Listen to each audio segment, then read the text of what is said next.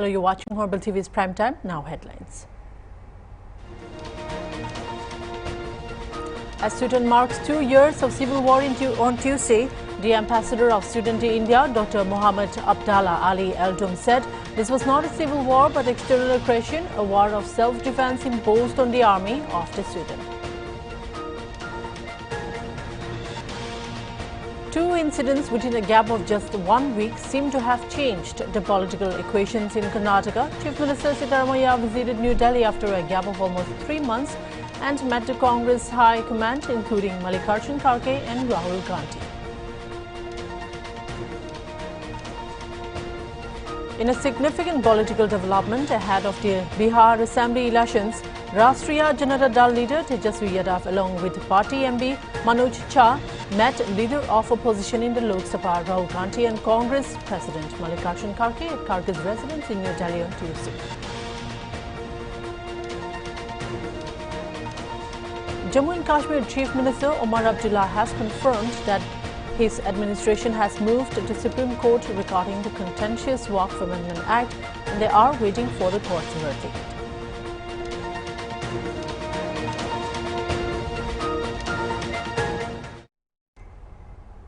Now for the news in detail. As Sudan marks 2 years of civil war on Tuesday, the ambassador of Sudan to India, Dr. Mohammed Abdallah Ali Eldum, said this was not a civil war but external aggression, a war of self-defense imposed on the army of the Sudan. He further said the Sudan army and the people are obliged actually to defend their country and their land against external aggression. Last month, the Sudanese military secured a major victory by recapturing the capital of Khartoum from its rival, the paramilitary Rapid Support Forces. More than 300 civilians were killed in the days of intense fighting in Sudan's conflict-wracked Darfur region, the UN humanitarian agency reported on Monday.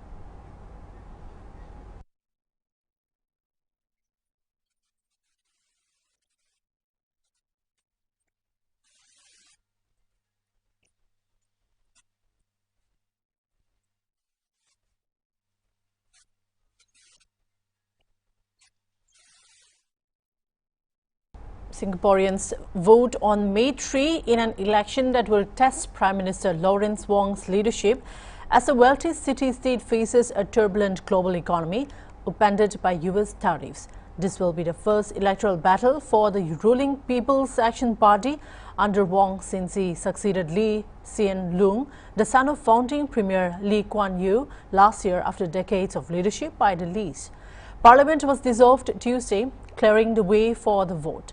Singapore has long been dominated by the PAP, which is expected to remain in power, but opposition gains are closely watched as a referendum on the government's popularity. And the upcoming elections come at a precarious time. The global trading system that supported tiny, trade-reliant Singapore's rapid ascent to prosperity is under severe strain since US President Donald Trump's return to the White House. Singapore, one of the world's biggest transshipment hubs, finds itself exposed after Trump imposed sweeping tariffs on dozens of countries, disrupting global supply chains and sparking fears of a full-blown trade war with China.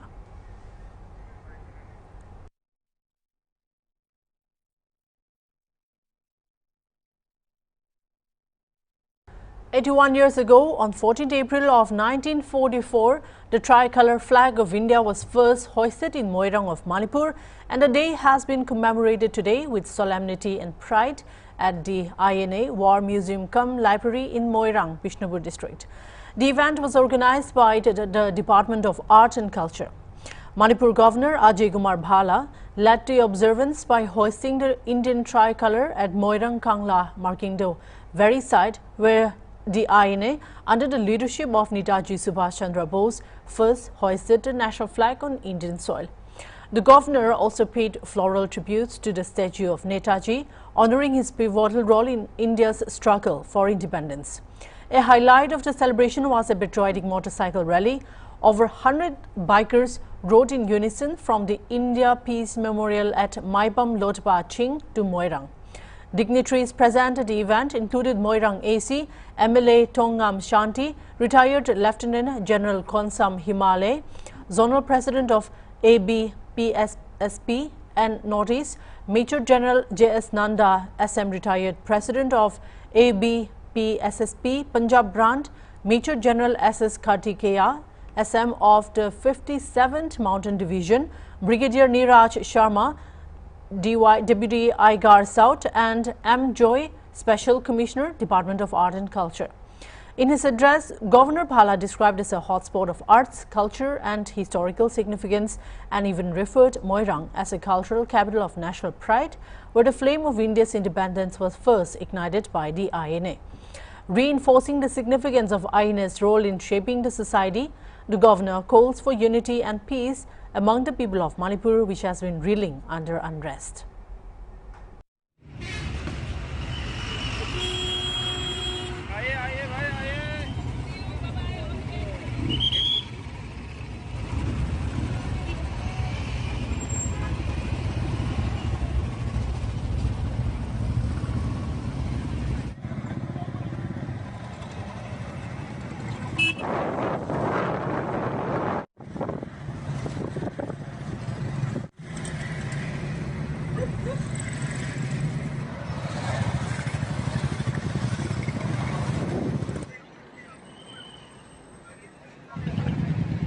Museum and Netaji Research Bureau continues to document, conserve and share these rich legacies for future generations.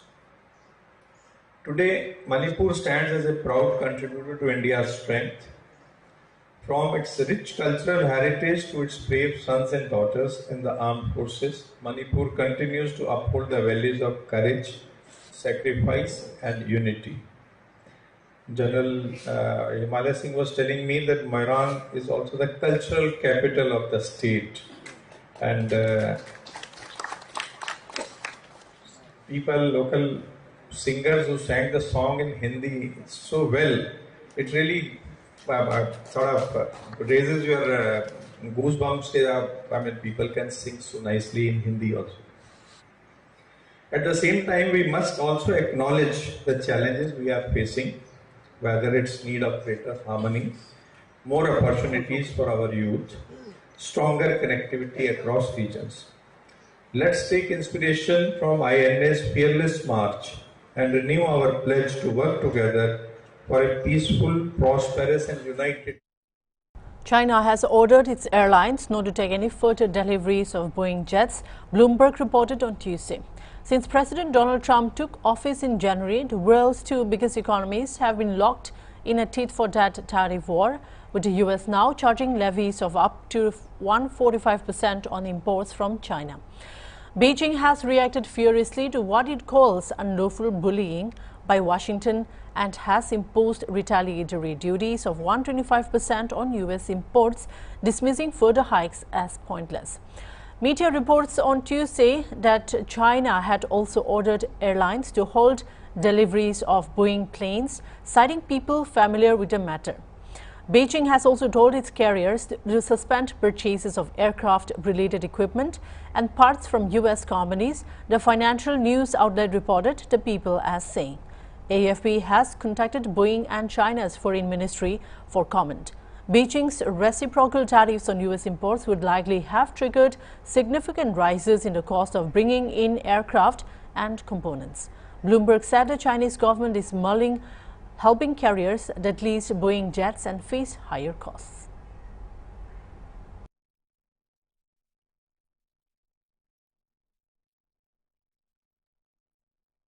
Two incidents within a gap of just 1 week seem to have changed the political equations in Karnataka. Chief Minister Siddaramaiah visited New Delhi after a gap of almost 3 months and met a Congress High Command, including Mallikarjun Kharge and Rahul Gandhi. According to insiders, the meeting was anything but cordial. Both Kharge and Gandhi expressed their displeasure about the state of affairs in Karnataka. Even before Siddaramaiah could return to Bengaluru, rumors started doing the rounds of corridors of power that the CM has been put on a tight performance improvement program. The faction opposed to Siddaramaiah, led by his deputy and Karnataka State Congress President D.K. Shivakumar, started celebrations, hoping he would make it to the coveted post by the end of monsoon season. A few days later, the entire ruling party flew to Ahmedabad to attend the AICC session. There, Sitharamaiah got a chance to discuss with Rahul Gandhi the controversial caste census conducted during his previous regime. Gandhi, a strong advocate of caste census, agreed with the Chief Minister that it should be made public. Apparently, he instructed the powerful Lingayat and Vokalika ministers not to oppose it in public.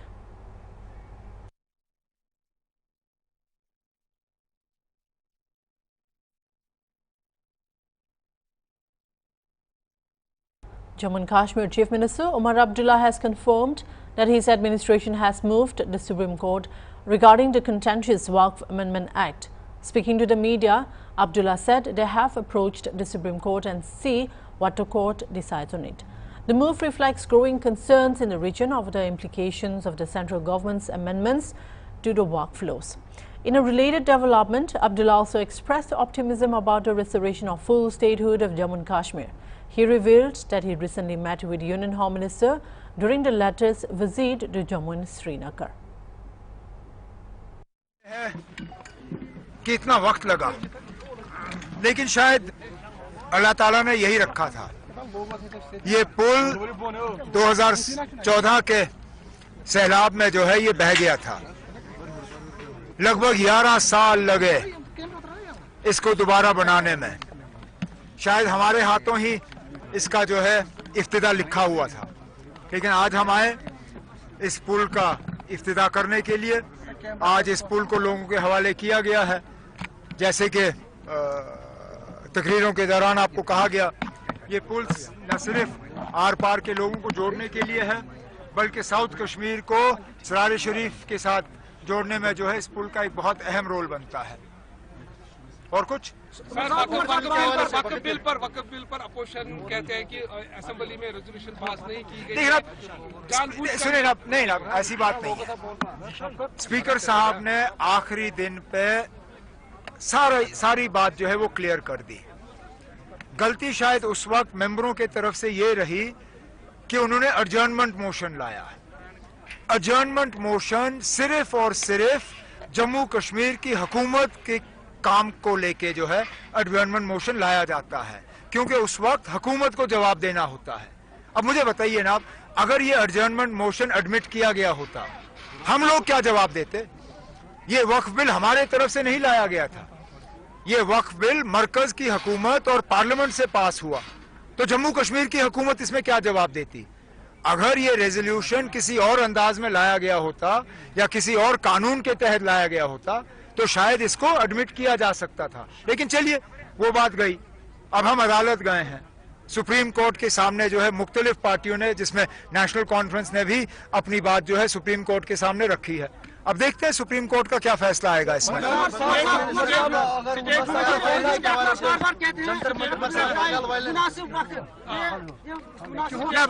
मुनासिब वक्त हमें तो लगता है कि मुनासिब वक्त आ गया है।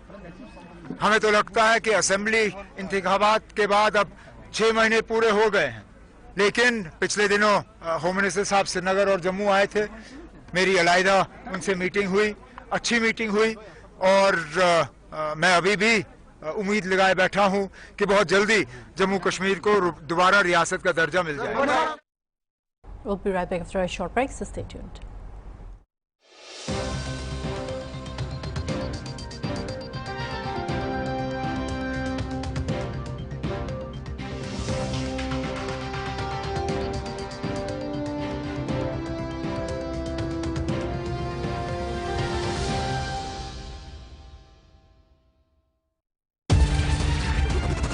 ब्लैक टाइगर सीमेंट, कमाल का काम, टाइगर है नाम।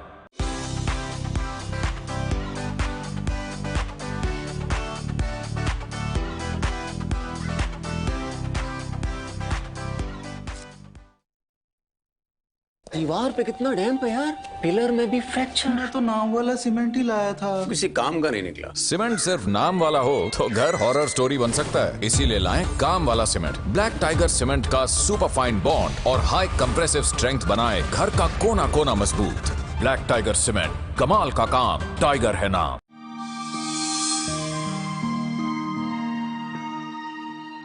छोटू बच्चा खान के सिखाबी खाना नाखा कोदे आरो खा पिछे दे होदाय हाथ तो सपा पानी आरो साबुन ब्रा दोलाबी बच्चा खानते आयरन आरो विटामिन ए डेफिशिएंसी तो बेसी कॉमन आसे इतु निमिते बच्चा खान के होदाय येलो रेड आरो ग्रीन कलर लगा फ्रूट्स आरो सब्जी खान जी होइले भी खिलाबी बच्चा खान के सिखाबी खाना आरो खासकर ब्रेकफास्ट तो कित्याबी ना खाइकिना ना छारीबी बच्चा खान के सिखाबी अनहेल्दी स्नैक्स चिप्स फ्राइज नमकीन चॉकलेट और कोल्ड ड्रिंक्स खान छारीकिना हेल्दी स्नैक्स खान होल फ्रूट्स दही और अनसाल्टेड नट्स खान ही खाबी इतु होदाय याद रखिबी बच्चा खान के टिफिन ते हेल्दी खाना ही दिबी और ताई खान के टिफिन ते सीरियल्स और पल्सेस के मिलाई के ना दिबी और एकता फ्रूट ना होइले वेजिटेबल तो जी होइले भी डाली दिबी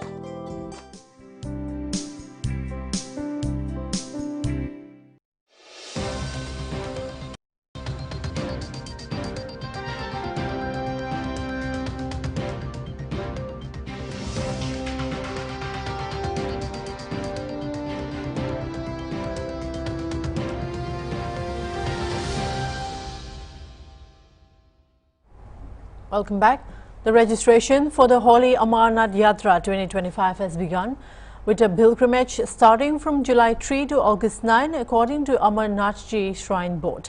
Dedicated to Lord Shiva, the Amarnath temple in Jammu and Kashmir is situated at an altitude of 3,888 meters and is one of the oldest pilgrimage sites for Hindus.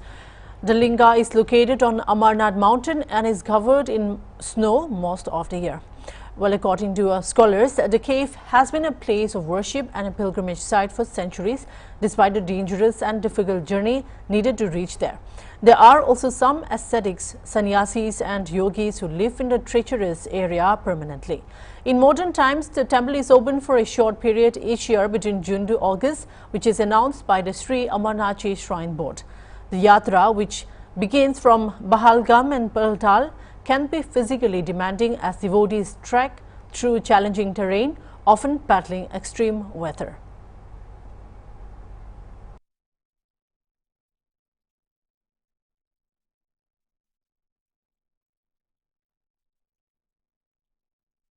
In a significant political development ahead of the Bihar Assembly elections, Rashtriya Janata Dal leader Tejasvi Yadav along with the party MP Manoj Jha met leader of opposition in the Lok Sabha Rahul Gandhi and Congress President Mallikarjun Kharge at Kharge's residence in New Delhi on Tuesday. The meeting is seen as a key step toward finalizing strategy and alliance coordination for the upcoming elections in Bihar. Emerging from the meeting, Tejasvi Yadav described the discussions as positive and said another round of talks will take place in Patna on April 17. Taking a sharp jab at the ruling NDA government in Bihar, the RJD leader said even after 20 years of NDA rule, Bihar remains the poorest state in the country. It's time for change. Yadav said they will discuss and unanimously decide on the chief ministerial phase.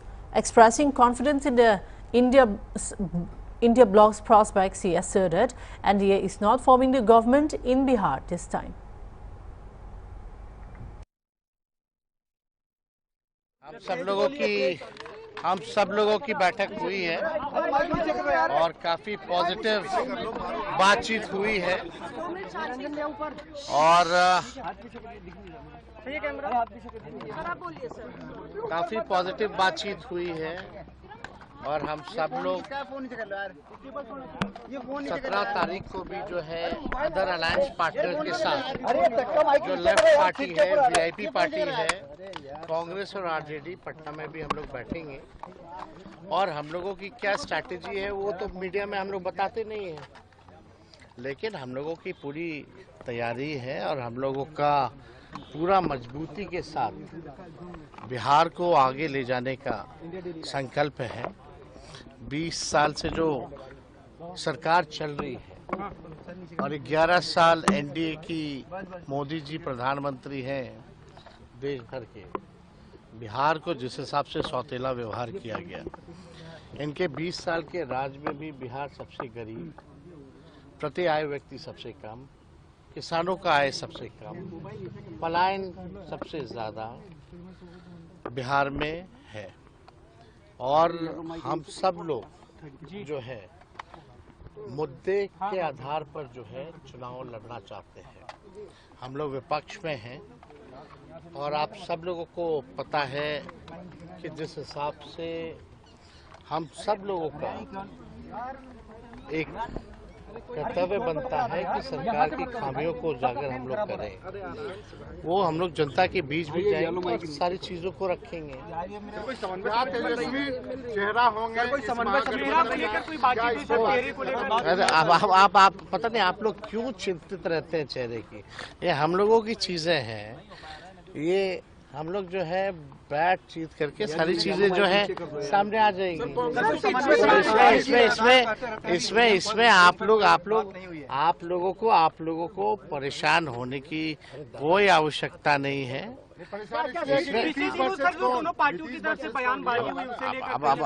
अरे नीतीश जी तो hijack हो रखे हैं। वो अमित शाह जी कितने बार बोलते रहे हैं कि बस उनके नेतृत्व में चुनाव लड़ेंगे, लेकिन चुनाव के बाद ये नहीं बोला कि मुख्यमंत्री बनाएंगे कि नहीं बनाएंगे। पहली बार हम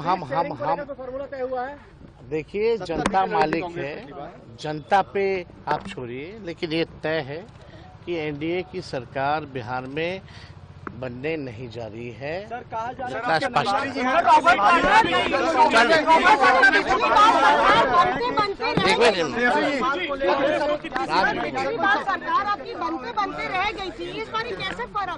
इस बार महागठबंधन की सरकार बनेगी, इंडिया अलायंस की सरकार बनेगी। लगातार ये कह रहे हैं, प्रभारी जी कहते रहे हैं कि सीएम फेस को लेकर के बाद में चुनाव बाद तय होगा। इस पर कुछ क्लैरिटी हुई आज की? वो हम लोग ना डिसाइड करेंगे तय पहले होगा या बाद में होगा। जब होगा तो आप लोग छुपा के थोड़ी होगा, आप लोगों को ही बुला करके हम लोग जो है बताएंगे जब भी। China has accused the United States of cyber attacks targeting critical infrastructure sectors in its northeast Heilongjiang province, including energy, transportation, water resources, telecommunication and defense research institutions during the Winter Games in February. Police in China have launched a hunt for 3 persons allegedly affiliated with the U.S. National Security Agency of a suspected cyber attacks targeting the 2025 Harbin Asian Winter Games held in the country this February. Technical teams also uncovered evidence implicating 2 U.S. universities, University of California and Virginia Tech, in what they say were coordinated cyber campaign against the Asian Winter Games, authorities stated. The 9th Asian Winter Games was held in Harbin from February 7 to 14. The Harbin Public Security Bureau issued rewards for the capture of 3 operatives, Catherine A. Wilson, Robert J. Snelling and Stephen W. Johnson, who is alleged had been engaged in cyber attacks targeting the games, the official Xinhua news agency said. The news outlet said that investigations by Chinese technical teams revealed that the cyber attacks were carried out by the Office of Tailored Access Operations of the NSA. The NSA intended to use cyber attacks to steal the personal data of participating athletes, the Chinese news agency said, adding that the cyber attacks reached a peak from the first ice hockey game on February 3.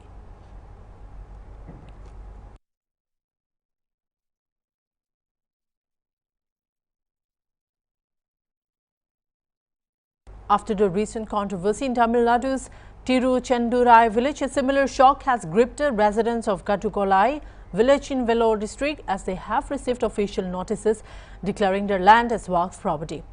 The notice was allegedly issued in the name of the Syed Ali Sultan Shah Dargah in February. It claims that the land in question belongs to the Dargah and is under Waqf board ownership. As per the notice, villagers have been asked to enter into a formal agreement with the Waqf board and start paying rent to the Dargah management. If not, the land will be treated as encroached property and recovered under Waqf laws. This has sparked panic and outrage among nearly 150 families who claim to depend solely on agriculture and have been living on this land for over 4 generations. The distressed villagers marched to the Vellore district collector's office and submitted a memorandum demanding immediate government intervention. Backed by the Hindu Munnani, a Hindu organization, the residents sought security and clarity over the land ownership dispute, stating that many among them possess official land documents issued by the government.